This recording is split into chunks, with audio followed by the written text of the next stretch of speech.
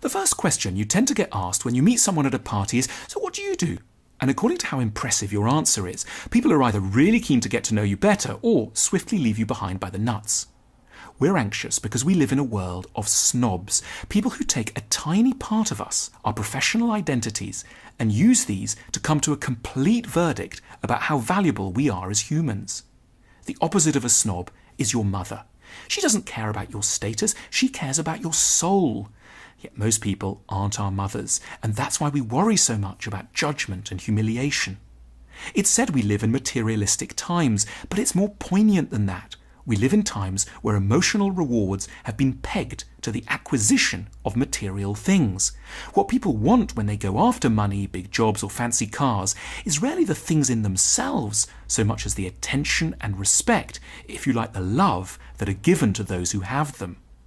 Next time you see a guy driving by in a Ferrari, don't think it's someone unusually greedy. Think it's someone with a particularly intense vulnerability and need for love. We're also anxious because we're constantly told that we could become anything. We hear it from our earliest days. It should be great that there's so much opportunity in the modern world. But what if we fail in such a world? What if you don't manage to get to the top when there was said to be every chance?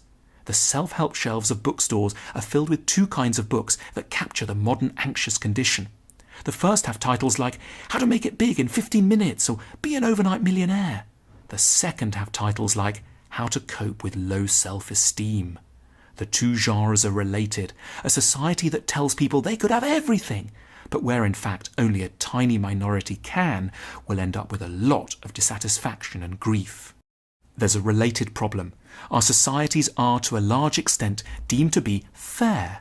Back in the olden days, you knew the system was totally rigged. It wasn't your fault if you were a peasant, and not to your credit if you were the lord. But now we're told our societies are meritocracies, places where the rewards go to those who really merit them, the hard-working, clever among us. It sounds lovely, but there's a nasty sting in the tail. If you really believe in a society where those at the top deserve to get there, that has to mean that those at the bottom deserve to be there too. Meritocracies make poverty seem not just unpleasant, but also somehow deserved. In medieval England, people used to call the poor unfortunates, literally people who had not been blessed by the goddess of fortune. Nowadays, especially in the United States, where meritocracy is big, they call them, rather tellingly, losers. We scarcely believe in luck nowadays anymore as something that can explain where we end up. No one will believe you if you say you were fired because of bad luck. Your professional position has become the central verdict on your character. No wonder suicide rates rise exponentially the moment a society joins the so-called modern world. How can we cope? Well, first off, by refusing to believe that any society really ever can be meritocratic. Luck or accident continue to determine a critical share of where people end up in the hierarchy. Treat no one, not least yourself, as though they entirely deserve to be where they are. Secondly, make up your own definition of success instead of uncritically leaning on society's. There are so many ways to succeed, and many of them have nothing to do with status as it's currently defined within the value system of industrial capitalism. Those who succeed at making money rarely succeed at empathy or family life.